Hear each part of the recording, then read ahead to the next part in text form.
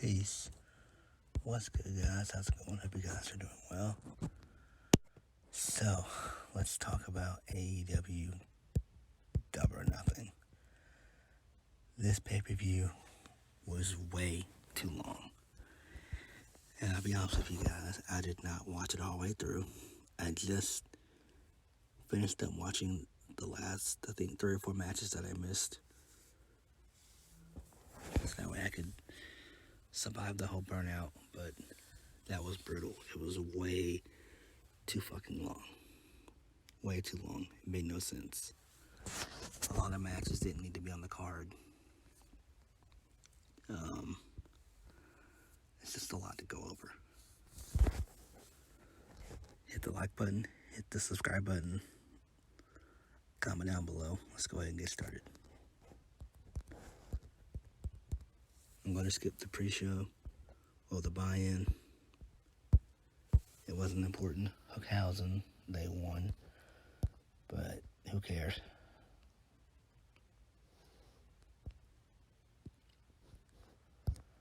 So we kicked the show off with MJF versus Warlow. It was a squash match. MJF got fucking murdered. He got booed out of the building. Warlow wins via 10 power bombs. And MJF is carried out on a stretcher. I gave that a 3 out of 5. I'm fine with it. Remember, this isn't the work. MJF is legitimately frustrated. So I'm glad that they did the 10 powerbomb spot because I think they're going to write him off TV for a while.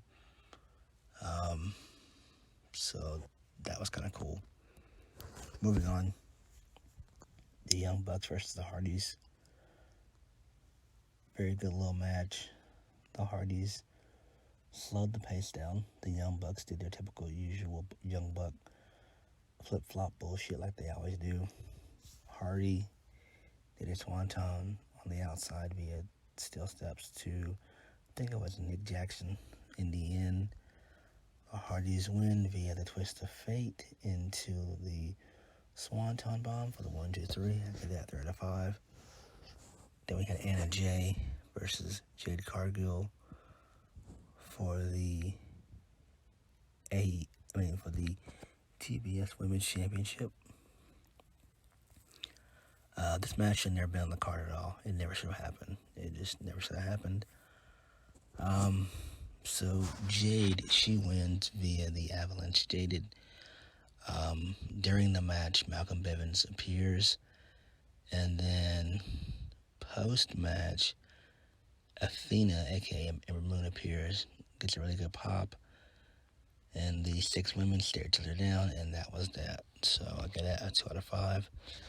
Next, the House of Black versus Death Triangle. Like why? Like, why are we doing this shit? Like, who cares? House of Black wins. Julia Hart, she comes out. The lights turn black. They go out. She shoots the black mist in Pac's eye. And then Malachi hits the black mask for the 1, 2, 3. And the House of Black celebrate. I get that 3 out of 5. Then we had Adam Cole versus Samoa Joe for the Owen Hart men's final. Adam Cole wins via the boom. Kyle O'Reilly and Bobby Fish both got involved.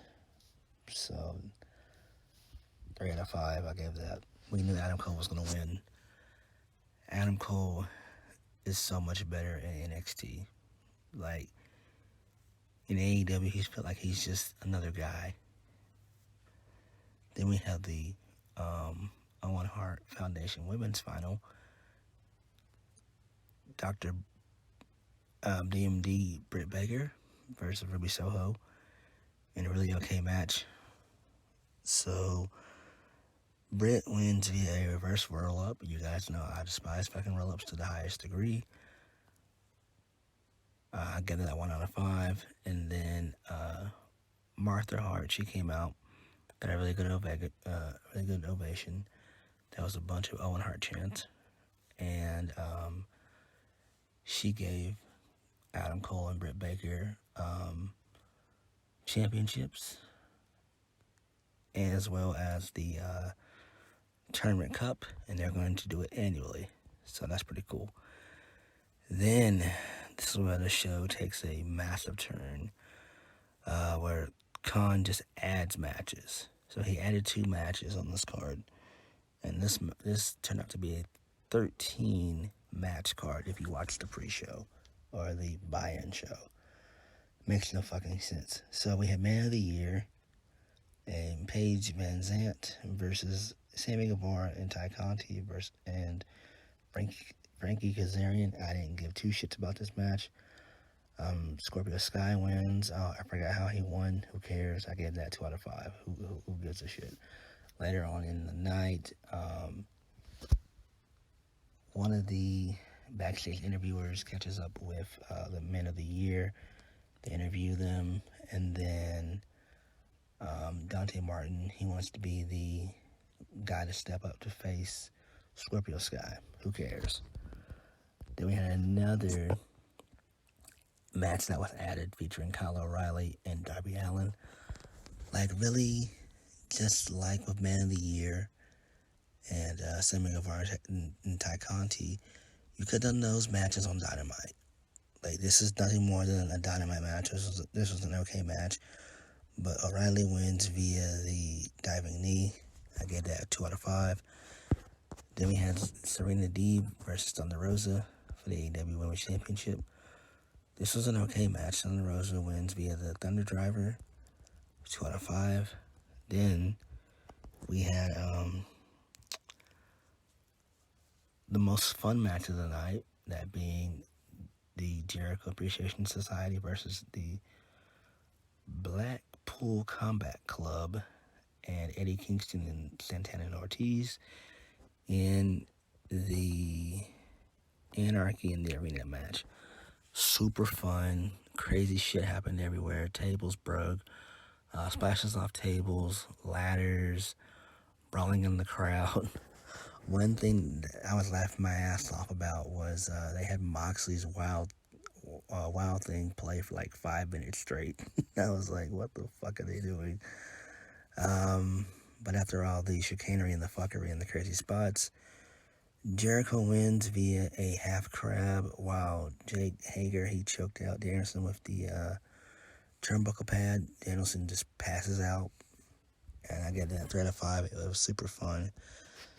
Then we had Team Taz versus Swerve and Keith Lee versus Jungle Boy and Luchasaurus for the AEW Tag Team Championships. This is a very fun match. Crazy spots. From Luchasaurus, Jungle Boy, Keith Lee, Swerve Strickland. I was about to say Swerve Scott, but Swerve Strickland. Crazy spots everywhere. In the end, Jungle Boy and Luchasaurus, they win via the Jurassic Express. I get that 3 out of 5. Finally, the main event. CM Punk versus Hangman and Adam Page for the AEW World Championship. This is a very sloppy match. Extremely sloppy. So Punk went for the GTS multiple times. Hangman dodged it. He missed a couple of buckshot lariat attempts. This is a very just sloppy and slow match, but in the end, Hangman tries to go, and there was a ref bump. Hangman tries to grab the AEW Championship. He's conflicted. He doesn't do it. He attempts to go for the buckshot lariat. His knee buckles. Punk hits the GTS. 1, 2, 3, and the new AEW champion, and CM Punk. So we all know this is going to be a lengthy reign for Punk. Hangman had a reign of, I think they said 197 days, so that rounds up to about a little over 7 months, or close to 7 months. So this is interesting. I think that there's going to be a heel turn for Hangman, We know there's going to be a rematch between the two down the line. I don't know when that will be. Maybe at Fyter Fest. I don't know. Something like that, maybe. But this is interesting. This needed to happen. But they need to do better with the match card and stuff. Like, this should not have been 5 hours. Like, this is some bullshit. At best, this stuff should have went off the air by like 11 to 11:30. But it is what it is. So that note, thank you guys for watching. Please hit the like button, comment down below, and subscribe for my videos. Catch you guys later. Peace.